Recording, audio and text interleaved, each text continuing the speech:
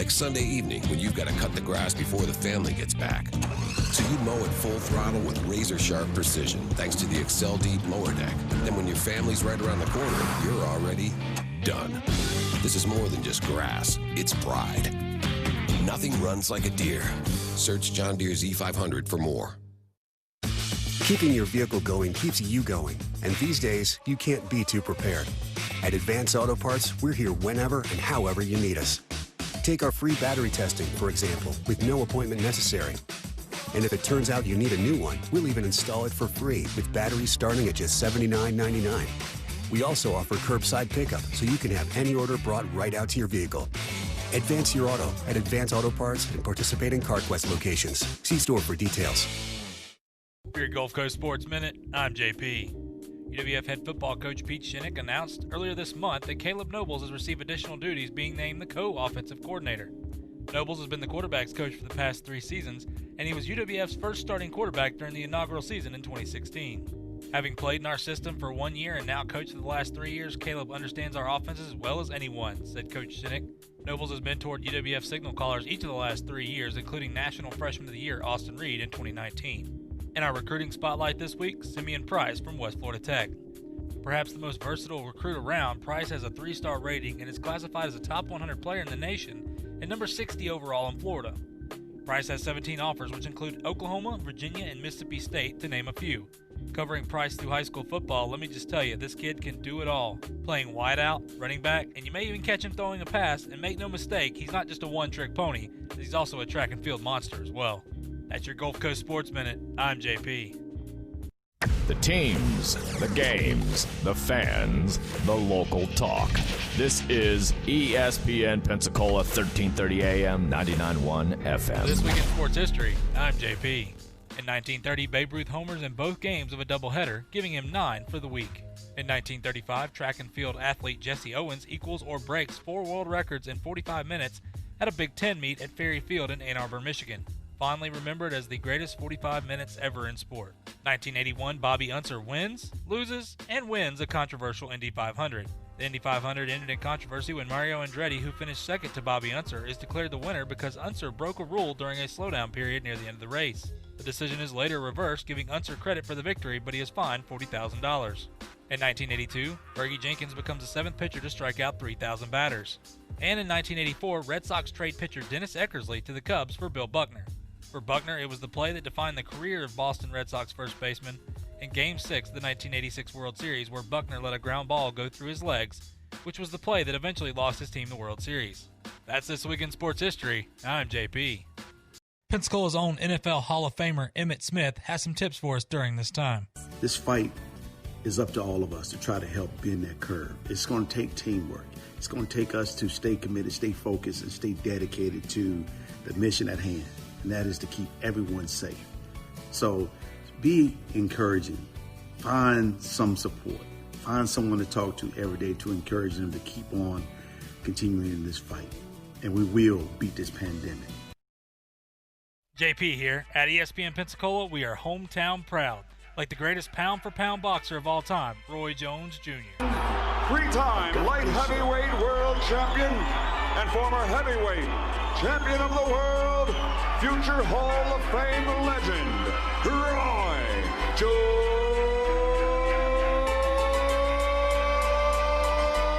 Jr. What up? This is your boy Roy Jones Jr. and you're listening to ESPN Pensacola.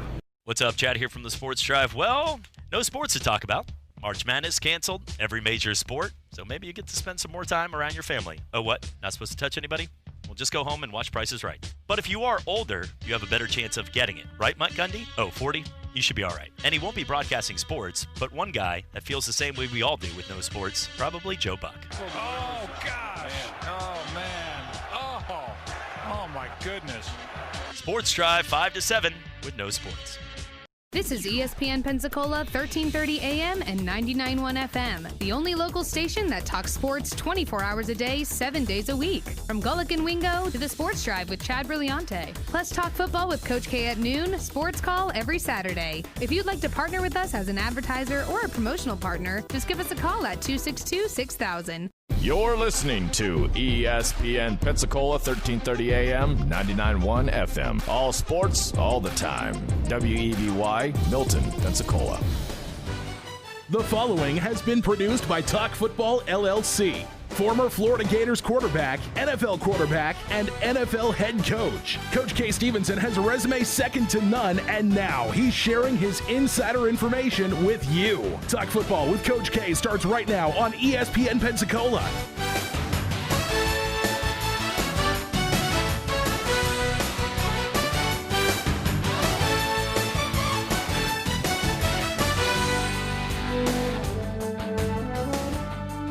Welcome in to Talk Football with Coach K. JP here with you alongside former NFL head coach K. Stevenson on this Wednesday afternoon. Hope everybody's doing well, staying safe, of course, practicing social distancing. Just before we get started here, look, I just saw that there was a tornado warning. I believe it's in the north end of the county, but nonetheless, be safe out there. If you haven't got that warning and you're in the north end of Escambia County right now, go ahead and, well, do what you got to do there. Just want to make that clear to everybody just in case. I know that we get the alerts here at the station, of course, but as we always begin our show, listen, I want to start this again, and look, we want to thank our first responders and healthcare workers this time. We just had Memorial Day come up, of course, Monday. Great Memorial Day weekend. Hope everybody stayed safe as well. But look, these people put themselves on the front lines each and every day, and to see the hard work, to see them, the blood, sweat, and tears that they put out to be able to make our lives safer, to help us get through the sickness, whatever it may be. And I'm not just talking about with COVID-19. I think it's been highlighted how important they are now. But this is something we should remember. These people put themselves out there every single day. And look, they enjoy it. I mean, like I said, I continue to say this, but I have friends and family that are on both sides of this. And it's not about their stories. It's about the support that they get. It's so great to see that.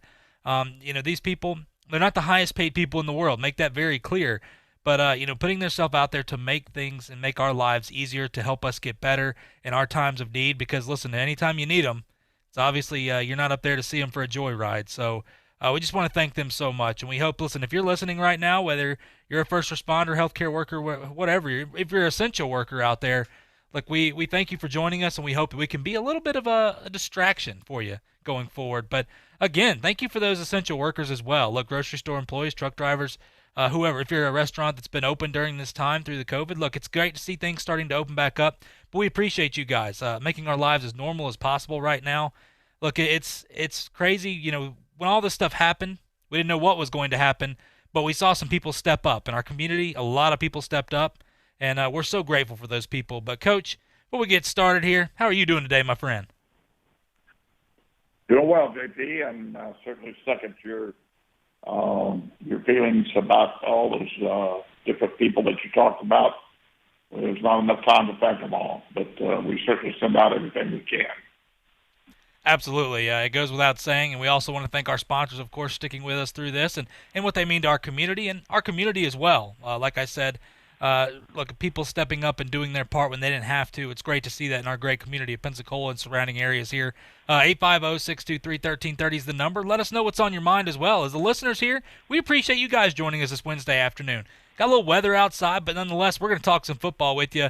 And before I get started, Coach, we got to remind people here, Paul Feinbaum will join us tomorrow, the Mouth of the South. You hear him here every weekday afternoon talking, some crazy phone calls. This is a man with more patience than I can ever imagine someone having to deal with some of those folks. But nonetheless, it's going to be great to hear some of the insight and going to be great to talk to him overall, especially with the aspect of college football. Yeah, you bet. He's got an inside track, obviously, and does a great job, and he's tremendous entertainment. Paul does a great job. Yeah, tremendous entertainment is right. It's and he's been doing it forever, it seems, and what a great job. It's going to be really great to hear from him. Now, Coach, speaking of college football, I want to stay on that for a minute here. Now, the Pac-12, of course, came out and said voluntary in-person workouts in all sports can begin June 15th. Now, we have to pump the brakes here for a minute because some of these states like California have not lifted their lifted their restrictions yet. They're starting to, but the Pac-12 has already come out. I think this is important because now the pressure is once again on the state here, but the Pac-12 said as early as June 15th, players can return back as long as their states allow them to. Now, Coach, we see Clemson, of course. Clemson said June 8th that they can resume workouts. we know that's going to get going pretty dang soon for them and Dabo's squad. They've been itching to get back together. And we see teams like Oklahoma. Oklahoma said they're waiting till July 1st to reopen facilities for football players. And I don't have a problem with that. That's fine. They're taking a cautious approach. I think a lot of people are. Who knows why they're doing what they're doing at this time. But, Coach, going back to the Pac-12 here, we talked about this a little bit in the past couple days, but are we going to see, do you believe we're going to see Gavin Newsom in the state of California kind of start to open and release restrictions? That way these sports can kind of get back to their facilities? Oh, yeah. I said that, yesterday we talked about it. And you can imagine all these states. Can you imagine after the president at Michigan said what he did? I can assure you that he hasn't. His phone has not quit ringing with some people he didn't want to hear from. And the same is true for the governor of California. You can't listen. This is bigger than people realize. It's much bigger than the average person they understand on the surface. This is huge. It's a part of our psyche. It's a part of the social standard for this country, and there's going to be football, and they may as well get used to it one way or the other. Yeah, I agree. And we'll talk about that in a minute. A guy, of course, that joined us on the show, a good friend of yours, Tony Barnhart, an interesting article he wrote, but Coach, just to mention for people to let them know, listen, the ACC right now, the ACC has allowed these teams to kind of make their individual decisions here depending on their state. Now, like we said, Clemson's coming back June 8th. Other teams in the ACC right now, no word on Florida State yet. They say June, but they don't know when in June. Louisville, of course, is bringing 30 student-athletes in on June 8th. June 22nd, they're bringing 30 more. And then July 18th, the remainder of student-athletes. It's going to be interesting to see how that all works out. Now, here, of course, when we talk about, the Big Ten, you see Iowa, Illinois, teams like that have already made decisions. Ohio State said June 8th, they're coming back. The Big 12 is a little more lenient. Some teams are coming back soon. The Pac-12, like we said, they opened it up for June 15th. But, listen, the SEC is wide open here. Alabama, just about every team, of course, is June 8th is when they said they're coming back. Kentucky's still to be determined right now. Vanderbilt to be determined just because of everything going on. They haven't gotten full release, but things are moving forward. I want to make that very clear for people, and we try to stay as positive as we can, but there's so many positive signs right now of moving forward in college football. Now, whether there'll be fans or not, we'll see. We see the teams are changing restrictions.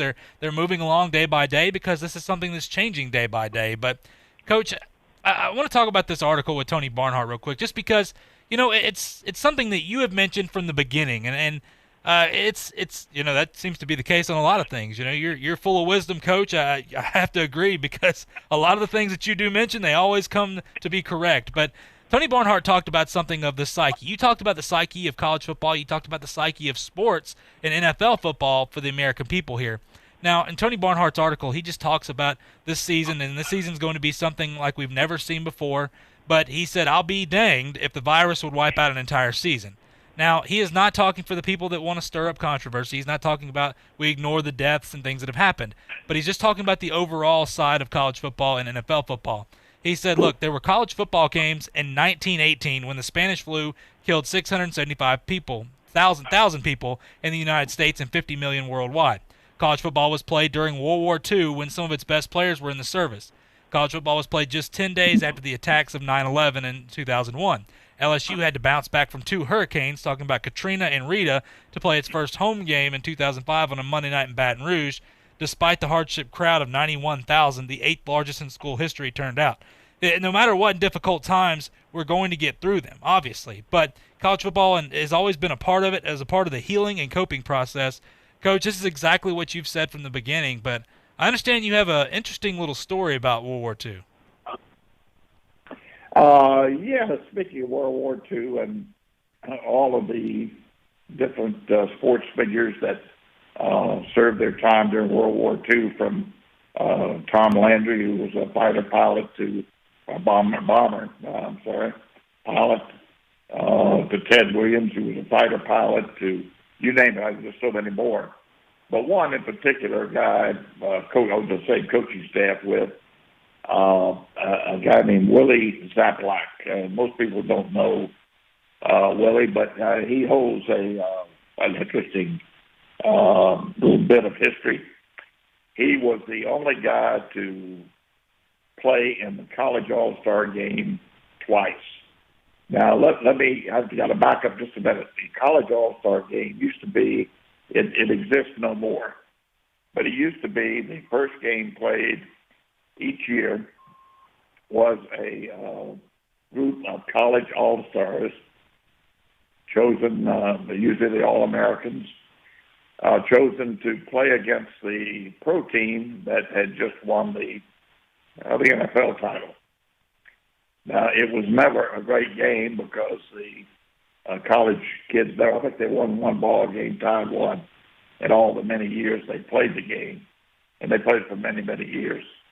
But Willie's distinction was that he played in that game twice. He was an All-American fullback at Texas A&M in the early, like 1940, 41. War came along, and he went off in service in World War II. In fact, he was flying a mission over Japan and saw the first atomic bomb that they exploded. At a distance, he saw it as they were returning from a mission. He saw it off to the west.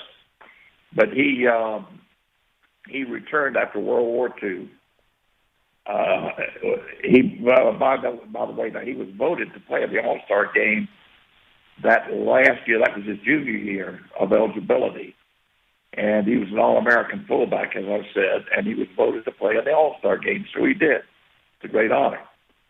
He came back from World War II, went back to Texas A&M, played his senior year, he had 1 year of eligibility, played his senior year, made the All-American team again, and was voted to play in the All-Star game for a second time, and he did that. Later went on to be on Coach Bryant's staff at Texas A&M. He was the only coach that was held over by Coach Bryant. And there's some great stories there. But Willie holds a very distinctive place in history. I think it's a good story.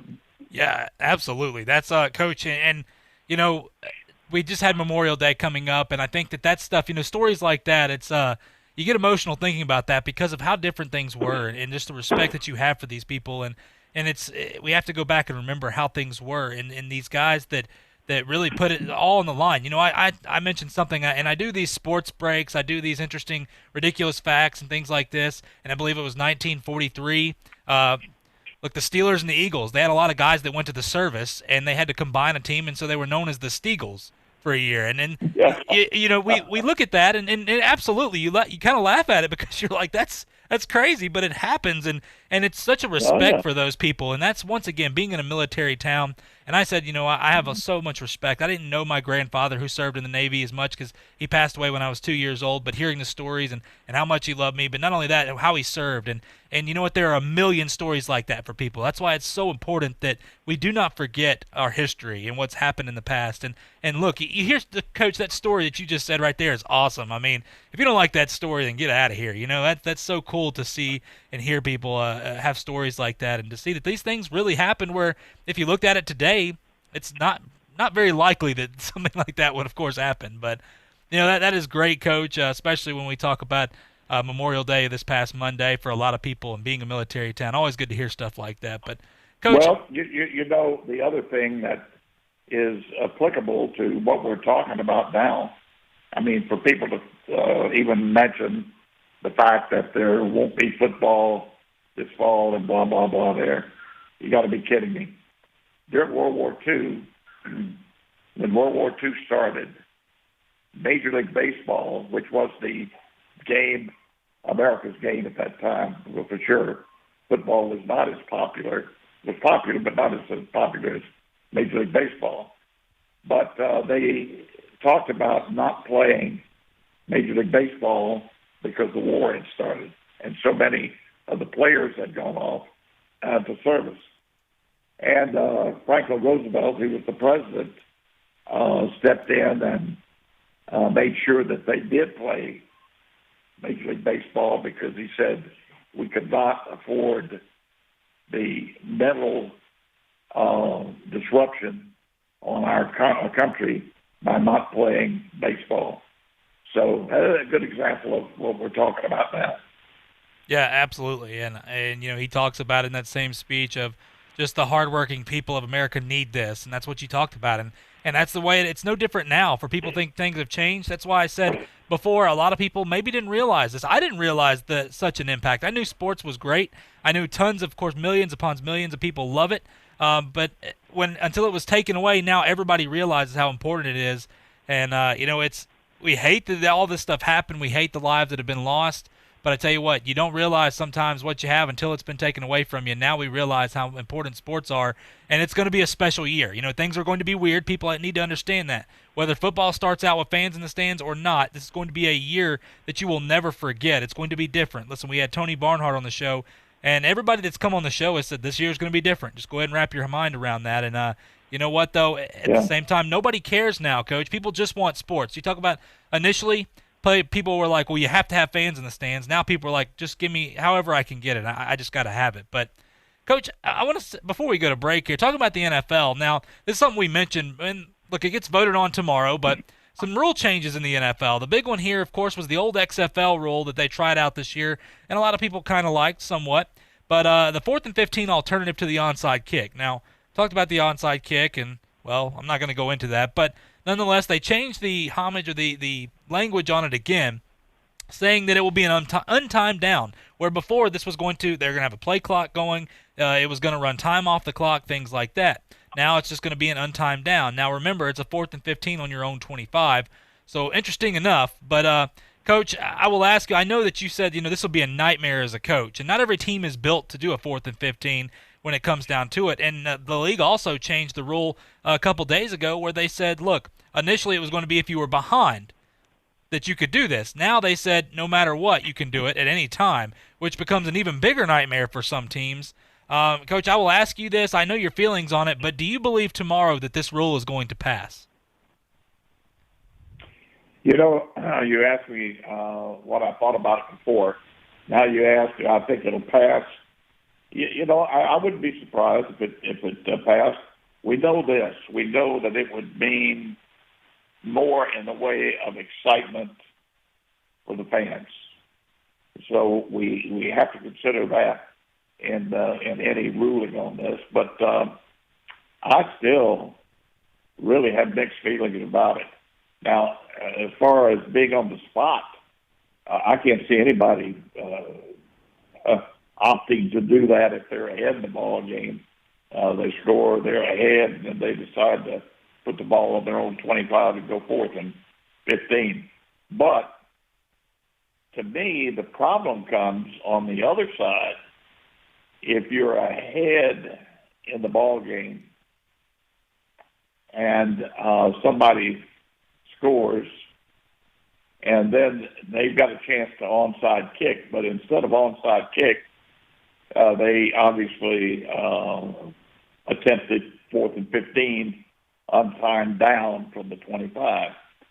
There are too many ways to make a 4th and 15 that are,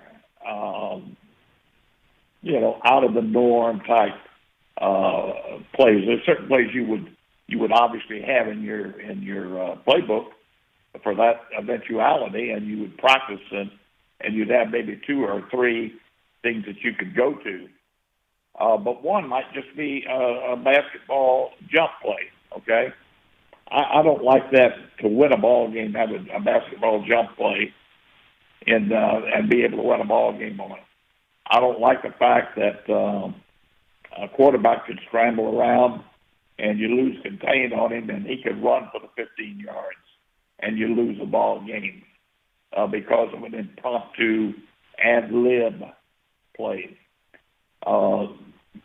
You could have an unbelievable catch that you wouldn't have normally. I don't know, there's just too many things that would break your heart if you were ahead in the ball game and they came back and won it because of a 4th and 15. Coach, with that being said there, and me and you, look, I on the surface of this, I was like, yeah, this is cool, great. And then I have to backtrack, and that's why I asked you that day from a coaching perspective, because it's important to remember this. This seems like more of a, like you were talking about there, a jump ball type, post up, just jump up and catch the football, or your quarterback running out, more like backyard football, and there's no real, I guess, planning when it comes down to it. Is that what making this rule, this could possibly be, is more of a backyard football type play? Yeah, I think it certainly could be. Now, there'll be some well-designed plays. You can bet on that. Flooding a zone with a look-off, some kind of wild catch and pitch type plays. There will be all types of designs. As I said, it will be interesting to the fans. So you may well see it pass because of the interest that it would generate with the fans, and that would be the only reason. I think most defensive coaches would not like it at all. Yeah, I agree, and it's for teams like, you look at Kansas City and the style of offense that they run. Even now, when you look at Tom Brady and that team there with the weapons he's got, give him 4th and 15. You got Gronk over there. You've got O.J. Howard, Cameron Brate, Mike Evans, Chris Godwin. I mean, I can't imagine what it's going to look like. But then there's teams that like to run the football, and I bring up the Titans a lot because that's a heavy running team, a play-action style team that doesn't fit necessarily. But it will be interesting, and I think, as much as I hate to say it, I think it will pass because of the intrigue it will bring to the fan side of things. If it comes down to just the coaching aspect, I don't believe this would. But you know what? We'll see, because tomorrow they're voting on that. Make that very clear. So we'll find out. We'll get our answer pretty soon. But listen, Coach, we got to go to a break here. When we come back, we're going to talk about a couple things. One being, which new NFL coach is in the best position right now to win today and to win long term. And then we'll also talk about, listen, the NFL's most accurate deep passers last year. The name may surprise you, so you need to get off his back a little bit. We'll talk about that when we come back right here on Talk Football with Coach K on ESPN Pensacola. I'm attorney Stephen Luongo with Levin, Papantonio, Thomas, Mitchell, Rafferty, and Proctor in Pensacola, Florida. Distracted driving is a dangerous epidemic on America's roadways. In 2016 alone, over 3,000 people were killed in motor vehicle crashes involving distracted drivers. This according to the National Highway Traffic Safety Administration.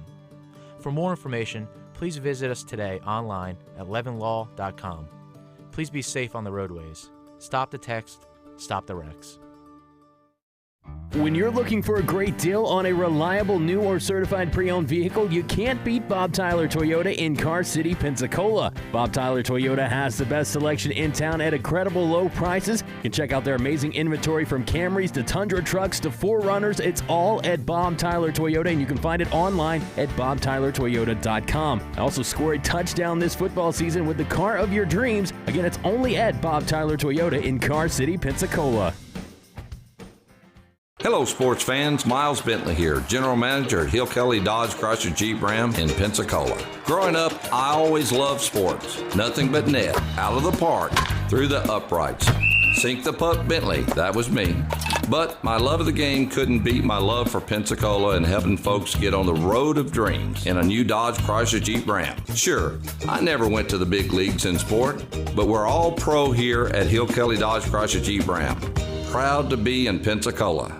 Sometimes your bank, your family, and your friends love you, but they don't have the money to help you. Sometimes we have chances to make money, but the old saying, you've got to have money to make money, rings true. At Pensacola Specialty Pond, we can help. If you have trucks, heavy equipment, airplanes, boats, jet skis, anything with value, Pensacola Specialty Pond can loan you that short-term money you need. No credit checks, and at Pensacola Specialty Pond, you're going to find the money and the discretion you need. Now at 6428 Pensacola Boulevard, north of Car City. Call 432-9050, 432-9050. The king has spoken, and he could not be prouder of this kingdom. Pensacola is strong, and he knows we will all get through this. As the flooring king, he declares that whether it's hardwood, tile, carpet, or even luxury vinyl plank, all loyal subjects are assured that they will receive nothing but first-class installation at the most affordable prices. Don't wait to get started. Stop by their showroom on North Palafox, just south of 9 Mile Road, or find King Jonathan on the Royal Internet Highway at jonathansflooring.com. Are you craving something unusual and exciting? A new adventure? Visit the Adventure Gurus at Adventure Motorsports of Northwest Florida. From commuters and daily drivers to long-haul tourers and off-road explorers, they'll match you to the perfect ride with a proven process that gets you on the road quickly, cost-effectively, and safely. Adventure Motorsports is an authorized dealer for BMW, Indian, Ducati, Suzuki motorcycles, as well as Polaris Slingshot. Find your adventure at Adventure Motorsports of Northwest Florida. Visit AdventureMotorsportsNWF.com. You can watch Coach K talk football live right now on our YouTube channel at ESPN Pensacola 1330.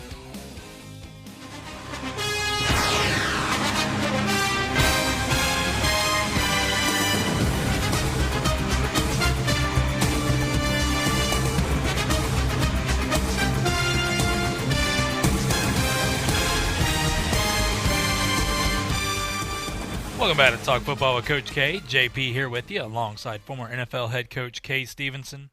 On this Wednesday afternoon, hope everybody's doing well. Know we got some rough weather up in the north end of the county. Hope if you're listening to us on 1330 or on our website here, I hope you're doing well. Hope you're staying safe.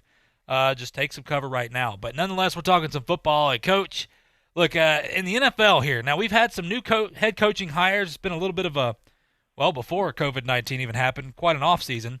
We had a great draft. Of course, everything seems to be going pretty smooth. I think the NFL has done a great job dealing with this, by the way. But nonetheless, we've got some new coaches. Now, the question I'm going to ask you is which new NFL coach is in the best position? And this is overall, this is winning, with the roster that's built around them, the organization, the coaching staffs, all this stuff being said. We have Kevin Stefanski with the Cleveland Browns now, Mike McCarthy over there in Dallas, Ron Rivera with the Washington Redskins, Joe Judge with the New York Giants, and Matt Rule over with the Carolina Panthers. Coach, I'll ask you, which new NFL coach is in the best position? I would have to say Mike McCarthy at Dallas would have the best football team, the best talent to go play. Of all the coaches and either coaches that moved to other teams or new coaches, I think he would be the one. Yeah, you know what? I would agree with that, and to make it a little bit different, just because I had a feeling, because me and you are on the same page on that one. I'll also remind people with Stefanski. Now, this is going to be interesting with the Browns, just because with the Browns, they have not had a steady head coach for quite a while. But I do like the scheme that Stefanski brings, doing a little research, watching him with the Vikings and what he was able to do there. I think it's going to fit Baker Mayfield. I think we both like Mayfield a lot, Coach. I think we think he's going to have a pretty good year, hopefully, as long as, he does what he says he's going to do and stays out of commercials. But they run a lot of bootlegs, play action, open things up, and, the O-line situation is getting better. Stefanski, hopefully, he'll run the football a little bit more. Don't forget, Nick Chubb. This guy, he's a stud. He was the NFL leading rusher until the final week. Derrick Henry, rushed for over 200 yards against the Texans and took it back. So I know it's a tough division. I would agree with you on Dallas, though. But, Cleveland's a team you need to look out for. But, Coach, when you look at Dallas, you're absolutely right. Look, this is a team where the division is up for grabs. We know the Eagles will be better if they can stay healthy. But with what Dallas has been able to do, regardless, I want to make this clear, regardless of what happens with Dak Prescott or not, they still have Andy Dalton who can play some football. This team is built pretty well to win right now. So I would agree with you. I agree with you on Cleveland. Cleveland's got a lot of talent, and that could well be the best job out there. The only reason I say McCarthy is because he's been a head coach for quite a few years, 10, I think, at Green Bay. He's been through the mill in playoffs and Super Bowl, so he knows what he's doing. He's had that experience that is very, very difficult to get. And two, I just have, until I can see different, Cleveland is a very, very tumultuous, volatile situation. I don't see much stability there. Not that Dallas is the most stable organization in the league, but I think far more than Cleveland has been. You can't change coaches every year and expect players to respond. Yeah, you're right, Coach. That's why I agree with you. I'll make that clear. I agree that Mike McCarthy, I believe, will will have he's in the best position right now. But my question with Mike McCarthy, a lot of people were talking about Urban Meyer. They were talking about Lincoln Riley and all these other college coaches. Coach, do you think that Mike McCarthy was the right hire in Dallas, knowing his background? I think it was a good hire. Yeah, I think it was a good hire by Dallas. They did need to do something, and I had one or two other people that I felt would have done a good job there, but overall, I think McCarthy was a good hire. Yeah. Yeah, just interesting enough to hear about that because a lot of separation from different people. Some people like the hire, some people don't. But I agree with you. They did need to do something. And for those, look, Ron Rivera in Washington's got his hands full right now. It's a mess. But if I like Ron Rivera, I think it's just going to take quite a while, and he's got to get a lot of help from a lot of people. Joe Judge, I don't know. I mean, the jury is still out on Joe Judge. A lot of people didn't even know who this guy was when he got the job with the Giants. But I will say this with the Giants, it's a good situation moving forward. So Matt Rule. Well, we'll see. Matt Rule brought Joe Brady over there, which is a good move. But Carolina is also in one of the toughest divisions in the NFL right now. And, they got Teddy Bridgewater. He's made a move toward a defense. You saw he's, I believe, the only team that took all defensive players in the draft. So going to be interesting to see what Matt Rule does over there in Carolina. We haven't forgot about him, but he's got a tough road ahead. Coach, I want to talk about some more stuff here. Of course, NFL's most accurate deep passer last season. And now this is a guy that, we've talked about. I think we both like a lot, obviously, but a lot of people forget about it, and a lot of people blame him for a loss here.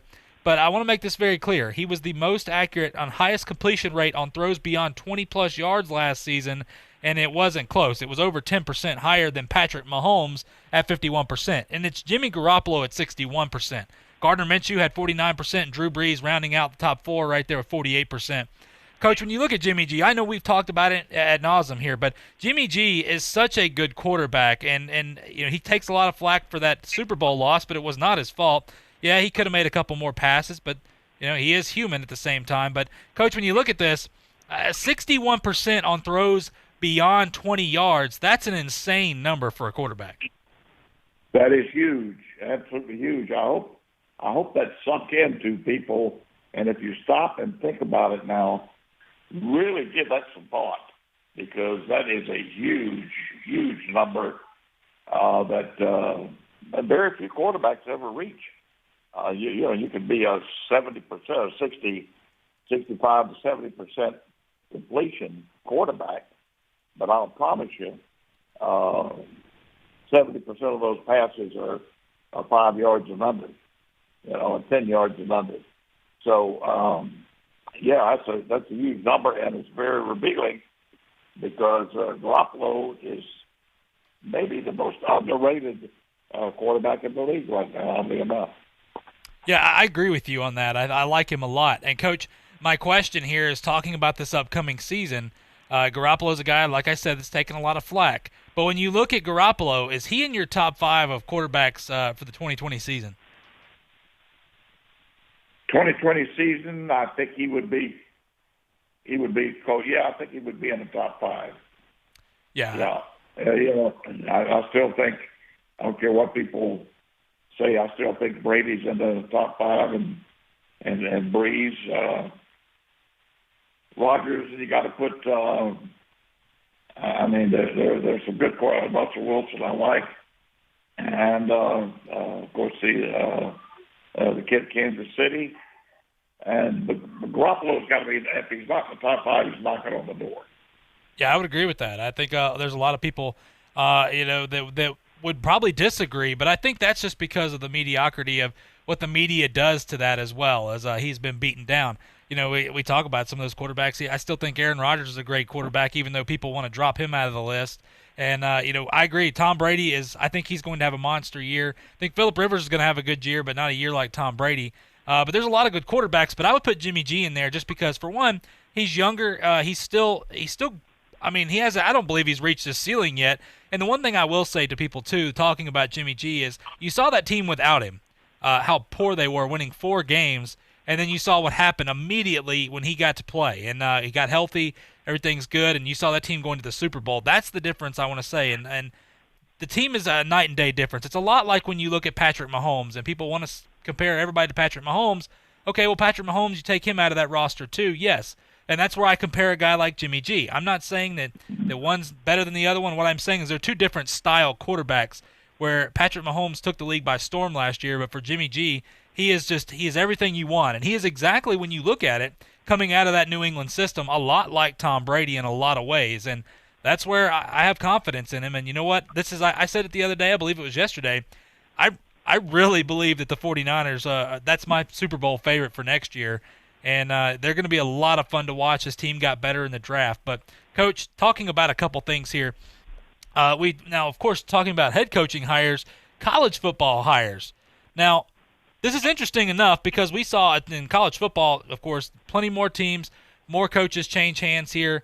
When you talk about the top hires, now, Coach, I'll give you my list here just to see what you think on this. Now, number one, I think the top head coaching hire in college football was Mike Norvell at Florida State. I think this was a out-of-the-park hire for them. It may not have been the guy a lot of people want, but when you look at what he did, claiming 3 consecutive AAC West titles with Memphis. Now, remember, Memphis, of all teams, 12-1 mark last season, a Cotton Bowl appearance. This team is the real deal. What he was able to do at Memphis was great. Continuing in the recruiting side was impressive at Memphis. Now, this is not the big-tier teams. What he was able to do there, I think what he's already installed at Florida State is fantastic. He's got his work cut out for him.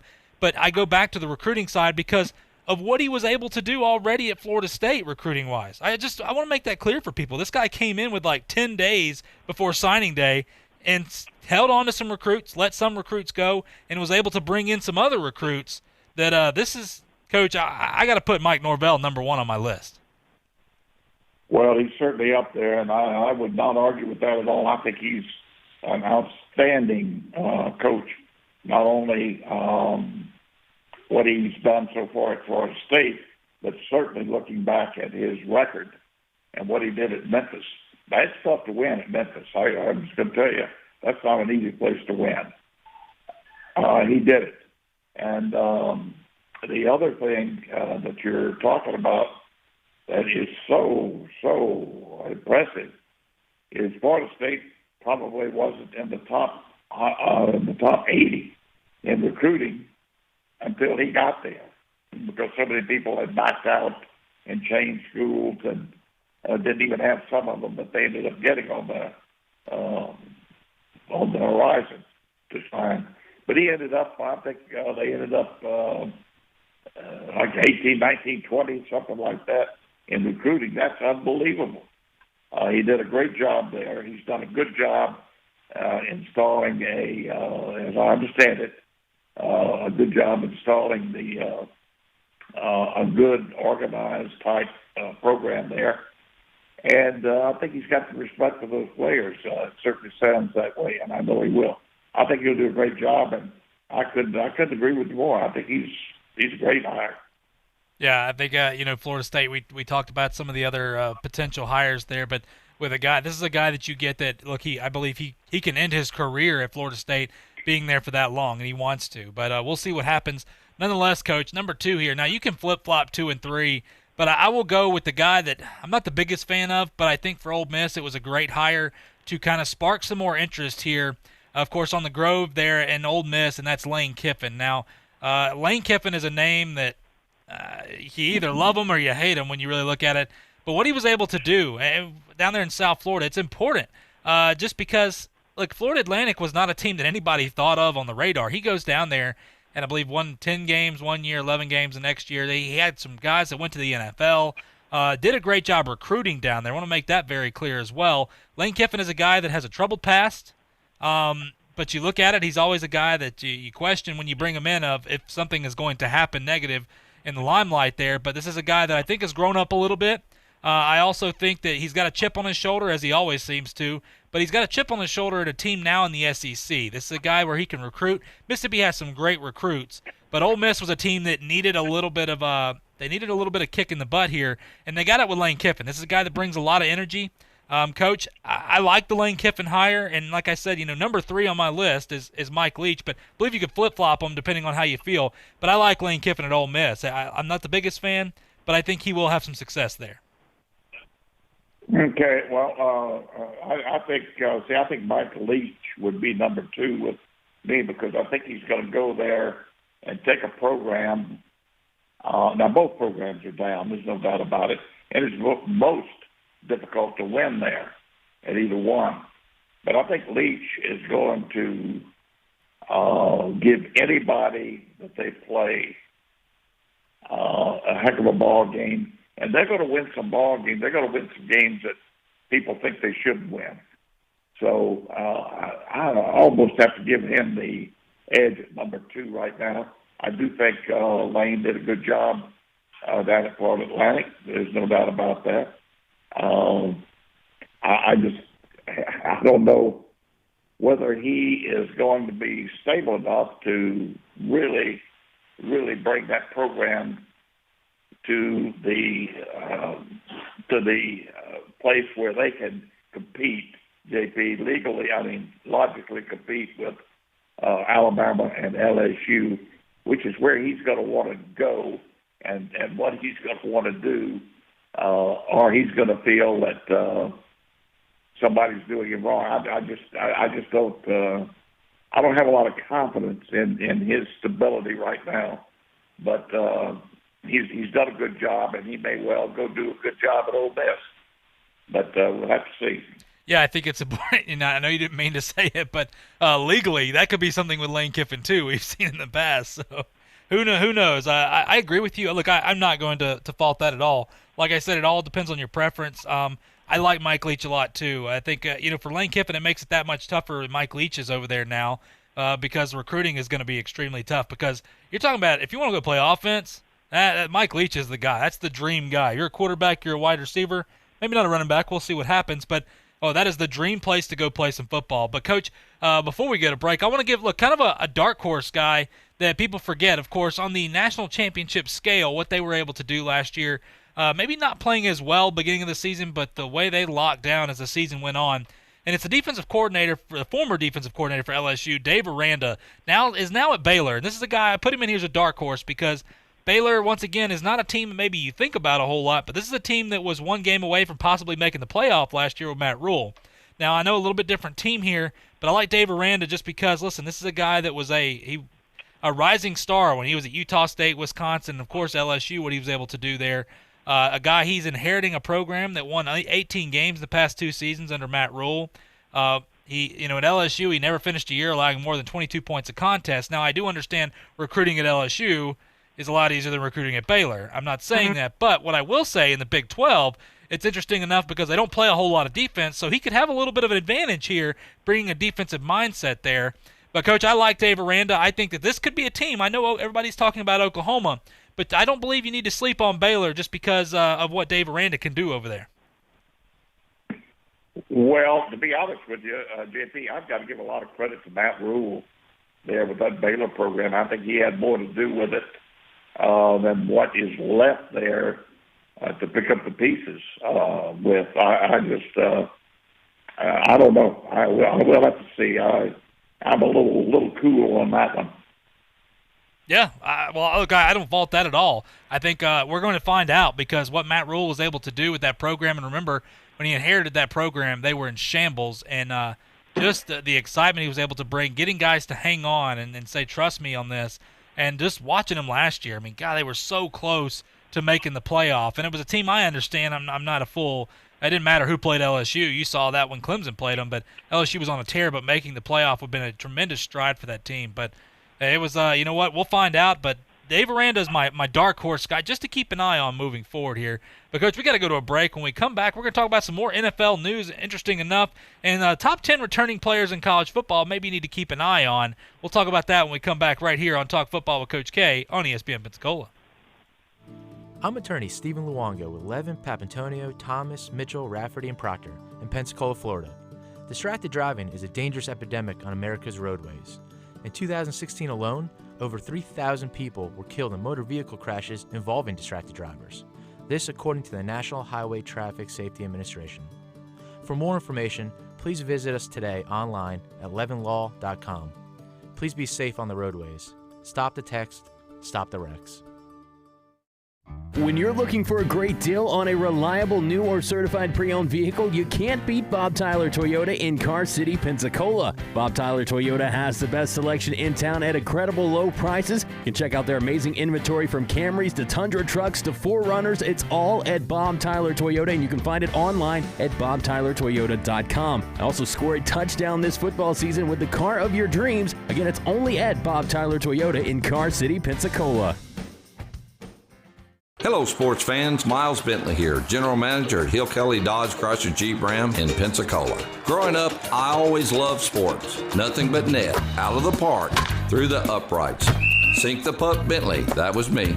But my love of the game couldn't beat my love for Pensacola and helping folks get on the road of dreams in a new Dodge Chrysler Jeep Ram. Sure, I never went to the big leagues in sport, but we're all pro here at Hill Kelly Dodge Chrysler Jeep Ram. Proud to be in Pensacola.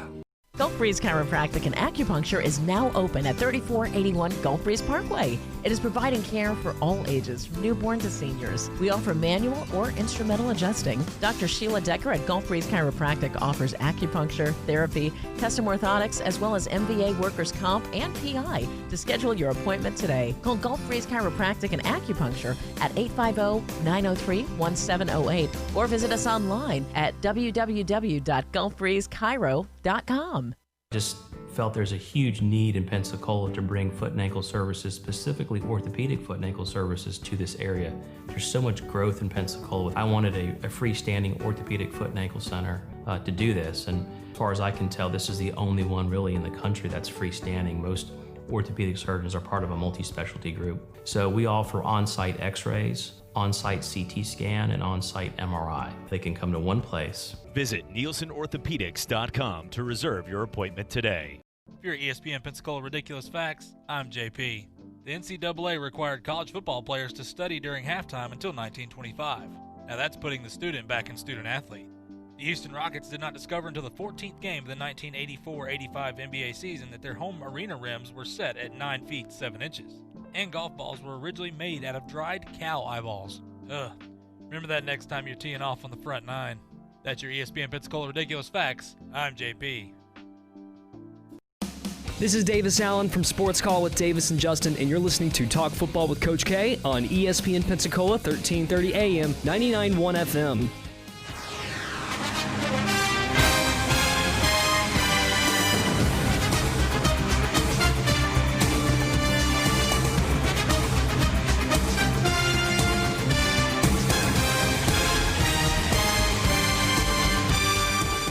Welcome back to Talk Football with Coach K. JP here with you, alongside former NFL head coach Kay Stevenson. On this Wednesday afternoon, hope everybody's doing well, staying safe. I know we got a little bit of weather going on, but we're talking some football with you. Listen, Coach, talking about college football a little bit here. We'll get into some NFL news in a minute, but the top 10 players. Now, these are the top 10 returning players here. The quarterback situation, I want to start with that because it gets interesting. Now, a lot of people, there's been a big push on Justin Fields to be one of the top quarterback, or the top quarterback, ahead of a guy like Trevor Lawrence. Now, when you look at the stats, yeah, the stats pop off at you. But, Coach, you're one of the people that has warned me about looking at stats and as well as looking at the overall player, talking about the intangibles. Coach, over the months and months that I've worked with you here, I've learned so much just talking to you because getting a coach's perspective on things that maybe a lot of people don't look at. But, Coach, I'm going to ask you this. Looking at Justin Fields and then looking at Trevor Lawrence, is Lawrence the better NFL-style-looking quarterback when you talk about intangibles and everything that's involved in it? No question about it. What I've seen of the two would take Lawrence 10-1, no doubt about it. Now, I haven't. Keep in mind, I should preface by saying that I have not done an in-depth study that I would normally do before passing judgment on a quarterback. So that would have to be done, and that takes many, many hours of watching film, talking to other people, and so on, and even seeing him in a practice situation, which I can't do. But I would take Lawrence 10-1. And of course, we talk about Justin Fields. Those guys are the obvious picks here, but going back to it, Coach, when you talk about these quarterbacks that could possibly make a splash, and we're talking about go to the NFL here, we know how good their teams are, obviously, but we don't know it. That story for people, the story's still out on Jamie Newman. I think that when you look at that, you saw what he did at Wake Forest, and look, he had a decent year at Wake Forest. I understand that it's not the same talent, but I think everybody needs to pump the brakes. We'll see how that's going to happen at Georgia. I'm not going to throw him on that list. A guy that I actually watched a little bit of, and I'm high on this team, Coach. I think you understand that working with me here. But Sam Howell in North Carolina, people forget that this guy had a fantastic year. I mean, this guy had just about 0 interceptions when you look at it, about 30-something touchdowns last year. Sam Howell with Mac Brown and what he's been able to do at North Carolina. Coach, I ask you this I understand there's, we watch a ton of players, but have you seen any film on Sam Howell? And when you look at Sam Howell, is this a guy that could make a big splash this year? Well, I really haven't seen a lot of film on him, to be honest, JP. I did get to see him play a couple of times or parts of a game. I think of course, Mac Brown makes a big difference because he's going to have a fine program, and they're going to be all well coached, and one unit helps the other. Defense helps them because they're going to play well defensively and get turnovers and give them good field position. So, given all that, I think when you add up all the pluses, he could have an outstanding year for North Carolina. Yeah, I like this kid a lot, and I'm a big fan of what Mac Brown's been able to do. Skeptical when he got there, but this is a team that he's got in the right direction now. They still are in the same division and conference as Clemson. Good luck with that for quite a while. But moving on here, Coach, with the top running back, of course, no surprise here, Travis Etienne at Clemson. I think that goes without saying. But the running back position is interesting enough in the NFL. But, Coach, I want to get to the wide receiver here. The number one wide receiver, this is a guy, of course, when you talk about a team at LSU and what they were able to do last year, we know how special this guy was. And I know we've all seen this guy play quite a bit, just how dynamic his sophomore year was. A lot of people predicted that, of course, he will leave early LSU. And you know what? If he's a first-round pick, I get it. But Jamar Chase, Coach, when you look at this guy, I mean, he hauled in 14 of his 16 catchable contested targets. These are basically jump balls. And his 41 plays of 15-plus yards were 4 more than any other wide receiver in the FBS. He has 21 broken tackles after the catch last year, which was 7th most in the country. This guy is a monster, and he receives a 97 on Pro Football Focus on a receiving grade. This is a guy that we could see go early. We saw some wide receivers drop a little bit in this year's draft, but this is a special talent over there in LSU. Yes, he is. He's going to go. He'll go in the first round, and he's going to go very high in the first round. I mean, he's going to be in the top 5, I think, to go in the draft. Of course, we're a little too early to be talking about next year's draft, but he's something special, like Lawrence. Those are going to be. I see Lawrence being the first pick in the draft, and there are 2 or 3 more that are just going to be. It's going to be another good draft. Don't know that it'll be as deep as this year, but should be a pretty good draft. Yeah, I agree. I think it's this year's draft was very special. People need to understand that, and there's a lot of talent coming out next year, but it is way too early. We'll see what happens, what pans out, especially with the weird year it seems it's going to be. But, Coach, before we go to break here, of course, NFL's Troy Vincent, we talked about him talking about the play action rule or the pass interference rule last year that was horrendous. But he also came out and said right now he wants people to understand this. And the reason I say this is because we try to stay as positive as we can here. We're getting a lot of good news. It doesn't cost you anything to be positive and have an open mind here. But he also says, look, we're planning to have full stadiums right now. That's their plan. Now, they have other plans in place, half, 3/4, whatever it may be. But he said the plan is right now, from everything that we have so far, is we are planning full stadiums for these NFL teams. He said that doesn't mean it's going to happen. But he goes, we're talking about late August, September, so there's a lot that can happen here, and he wants people to understand that the plan is, regardless of whatever you're hearing, is they're still planning for full stadiums. Coach, I know you got a lot of sources, you got a lot of friends that are still in the NFL community there. Is that the same thing that you've heard from them as well? Absolutely. They plan for all options, to be honest with you. They've been ahead of the game. I think you've seen the other major professional sports, whether it's baseball or basketball or hockey, they've all talked to the NFL people about these contingency plans and what they propose to do and how they're going to comply with certain restrictions so on. So I think they're ahead of the game. And, yes, they would be looking at full stadiums right now. And if they have to start with less, they could do that too. Yeah, I think and the reason, Coach, I bring that up is just because we hear a lot, but it's good to hear from the people that are actually a part of the NFL there. I think, we hear a lot of stories. Of course, yesterday we reported on the NFL was talking about bringing training camps as early as June 15th to later on there, and then the NFL came out and said, we didn't say that. We have no timetable right now. So we just want to clarify things. This is actually coming from a big president here in the NFL. But listen, we got to go to a quick break. Final segment of the show coming up here. We'll talk about Troy Aikman. Some comments he made about Dak Prescott that you may agree or disagree with. I personally am a little skeptical to his comments, but we'll talk about that when we come back right here on Talk Football with Coach K on ESPN Pensacola.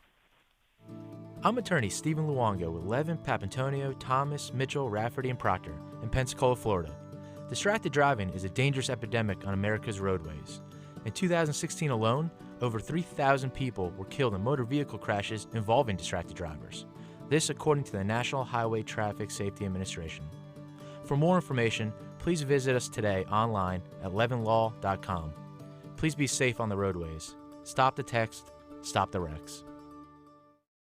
When you're looking for a great deal on a reliable new or certified pre-owned vehicle, you can't beat Bob Tyler Toyota in Car City, Pensacola. Bob Tyler Toyota has the best selection in town at incredible low prices. You can check out their amazing inventory from Camrys to Tundra trucks to 4Runners. It's all at Bob Tyler Toyota, and you can find it online at bobtylertoyota.com. Also score a touchdown this football season with the car of your dreams. Again, it's only at Bob Tyler Toyota in Car City, Pensacola. There's only one place in town for the lowest prices and greatest selection of firearms. Pensacola Indoor Shooting Range. Visit our fully stocked Gun Pro Shop for new and used firearms, accessories, and ammunition. Check out the Indoor Shooting Range. We offer rentals on guns, including fully automatic machine guns and silencers. Ladies, this is the safe place to learn how to use a gun. Plus, Tuesday is Ladies' Day. Women shoot for half price all day. The best place to buy firearms in Pensacola. Pensacola Indoor Shooting Range. Highway 29 in Car City. I thought I was too old. I thought I was too young. I didn't think I had what it takes. How'd I find the time? I went into a music store and tried some percussion. Keyboard, guitar, bass. ukulele. And before I knew it, I could actually play a song.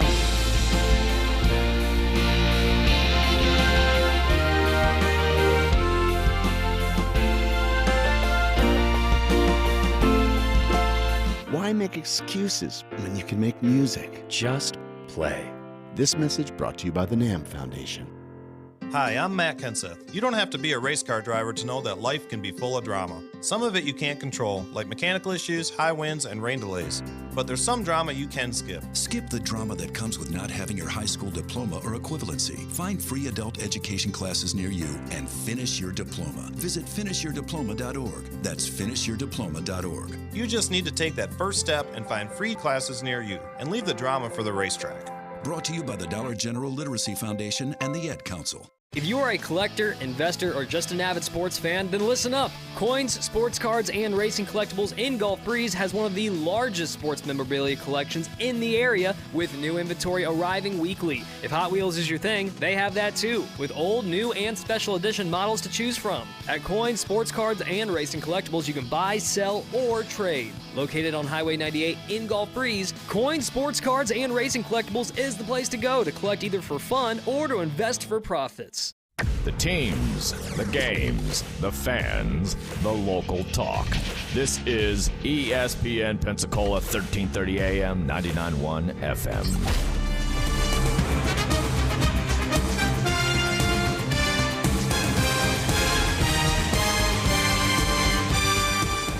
Welcome back to Talk Football with Coach K. JP here with you alongside former NFL head coach Kay Stevenson on this Wednesday afternoon. Hope you're doing well. Talking football with you. A couple minutes here, Coach.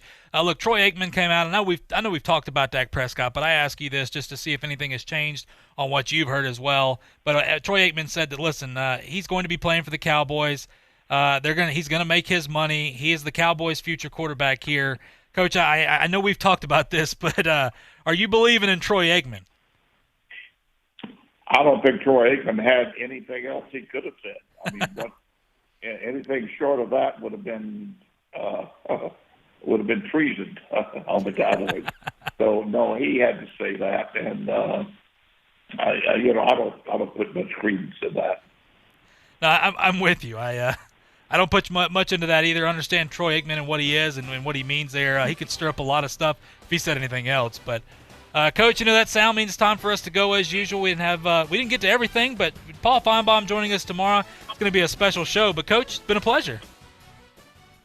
You bet. Talk to you tomorrow, JP. I look forward to it. Absolutely, Coach. Appreciate that. We appreciate our listeners out there. We'll be back tomorrow. Remember, Paul Feinbaum joining the show right here on Talk Football with Coach K on ESPN Pensacola.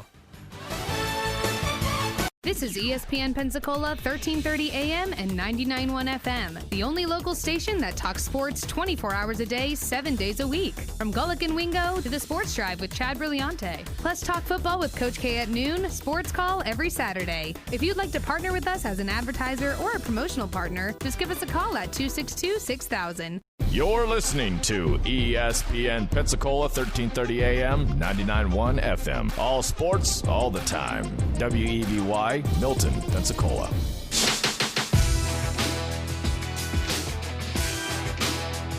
First Take, your take on ESPN. The ESPN app, Sirius XM Channel 80.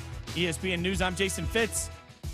Phil wants to give us a great moment. Phil Mickelson, on the headlines you need to know, wants an annual match like we had this year. Fresh off the success, he'd like to see the match become an annual event. And he says, quote, I think you could showcase guys like Steph Curry and Michael Jordan or Tony Romo and Patrick Mahomes, who are all good golfers, elite talents, and have great personalities. That's what Mickelson told the LA Times in a column published Wednesday. So I believe he's right. I don't know that I need it just annually. Give it to me as often as possible. This isn't a pro-am. I like these smaller groups where we get everybody mic'd up and a different level of access to everybody across the board. To me, absolutely incredible idea. Phil Mickelson is absolutely, he's doubling down on something that all of us want. Next up on the headlines, UFC is continuing on with its event. The UFC's next two events have officially been approved. So the Nevada State Athletic Commission voted unanimously in a phone meeting Wednesday to allow a pair of UFC cards to run in Vegas over the next 2 weeks. This Saturday and on June 6th, both events will take place at the UFC Apex across from the promotion's corporate campus with no fans in attendance. So the UFC continues their ability to move forward as they figure out how to keep everybody safe doing it. And in the process of that conversation, the basketball tournament, aided by Health and Safety Plan, is set to return for July. It's an event that features former college stars and overseas standouts competing for a seven-figure prize. It will proceed this summer with the assistance of a huge health and safety plan to minimize the risk of contracting or spreading the coronavirus, organizers announced Wednesday.